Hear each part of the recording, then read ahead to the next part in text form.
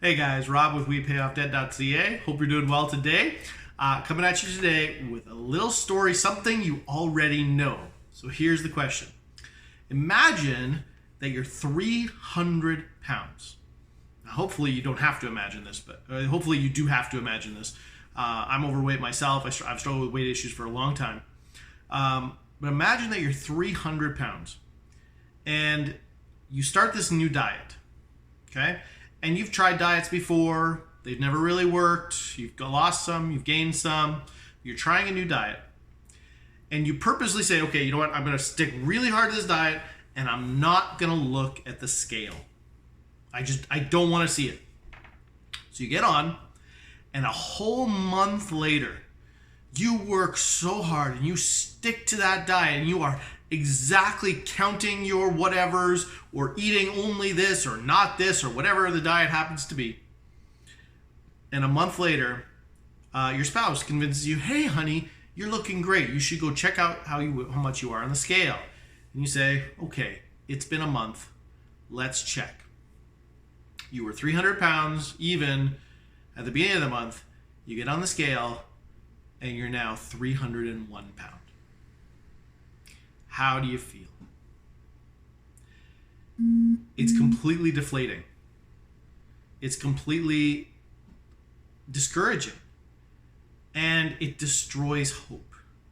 Now, it might very well be that 3 days ago you were 292, and then you had a big meal yesterday, and you slept, you had food right before you went to bed, or whatever, and you're 301 today.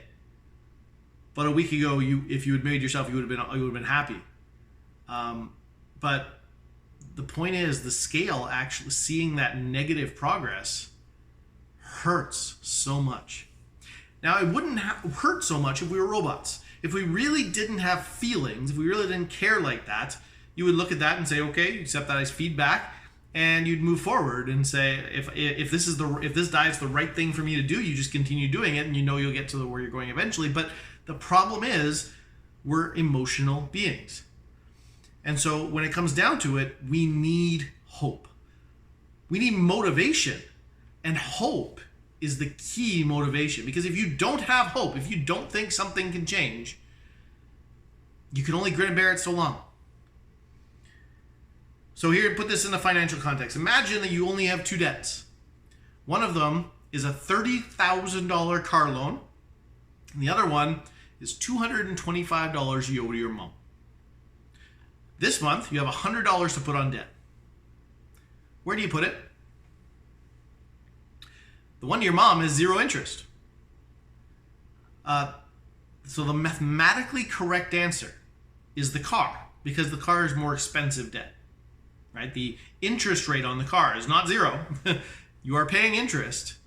And so that makes sense, and it makes sense mathematically to pay off the car. But you put $100 on the car, you now owe $29,900. You don't feel very great.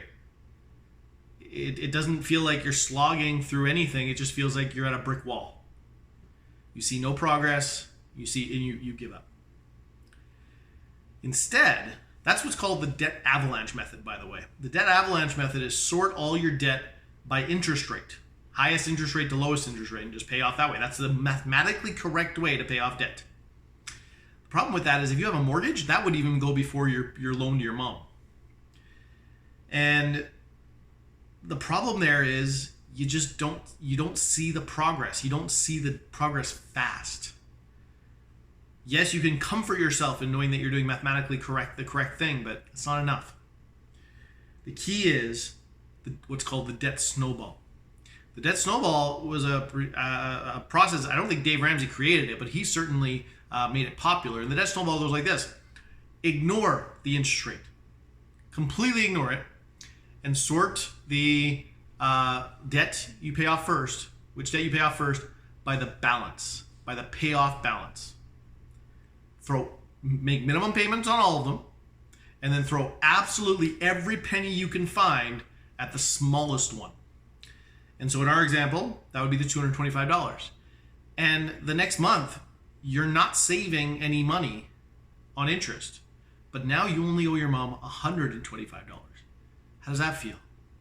You owed your mom $225. Now you owe her $125. You're halfway there almost. At least you can point to that and say, you know what? Yes, I'm getting there. And then next month you put $100 on it. Guess what? Now you owe her $25. How does that feel?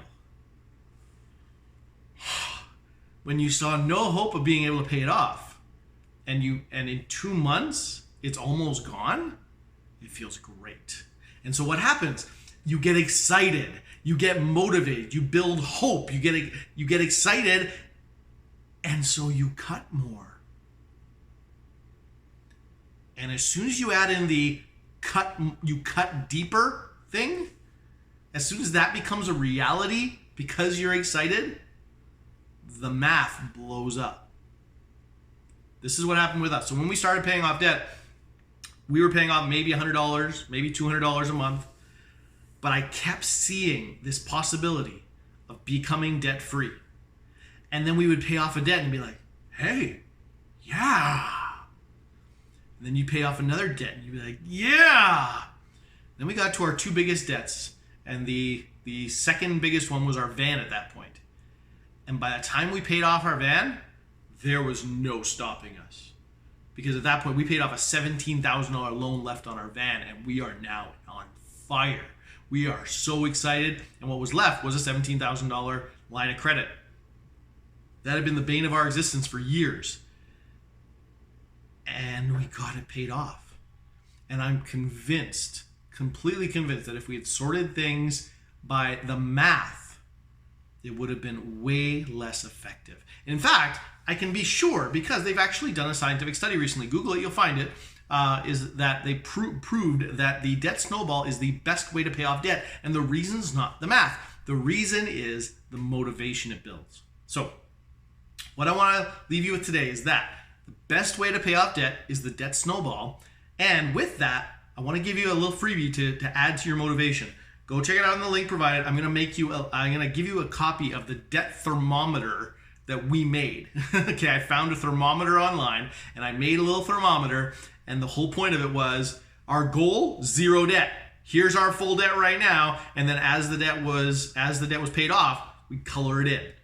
And so when we got, and I would even mark the date by which I colored in. So now I've still got that. I've got a scan of that now where I've got this paper or digital version that showed me the progress I made, and I got to watch the progress I made. And as my family, we made, and we got to see it go higher and higher and higher. And when you get past the 3/4 of the way mark, there is no stopping you, because you look at that and you say, I'm almost there. You really do feel like you're slogging through, but the end is right there. You can see it. It's right out there. Go, go, go. You can go. It's the last mile of a marathon. You can totally do this. So if you're struggling with paying off debt, the debt snowball is the way to go. Definitely dig into that. If you need some motivation, shoot me an email. If you need some help, shoot me an email, rob@wepayoffdebt.ca. I would love to be able to offer whatever help I can. Please email me, let me know how things are going, and definitely check out that freebie. Have a good one. We'll talk to you again soon.